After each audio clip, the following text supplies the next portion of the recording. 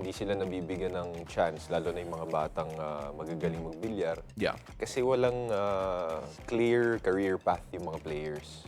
So, kunyari, napanood ko sila Carlo Biado sa TV. Gusto ko maging parang Carlo Biado someday. Anong gagawin ko para maging pro player sa basketball? Sasali ako ng varsity ng high school ko. Ito, iba. Tatambay ako sa kanto, sa bilyaran. So, may mga bata, kawawa.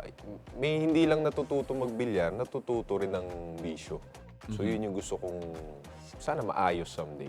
Sad to say, kailangan nila tumambay sa bilyaran para, kumbaga, ma-hone yung skills nila. Tapos, ang mga nakikilala nila ron, mga tirador, mga hustlers, na will play for money.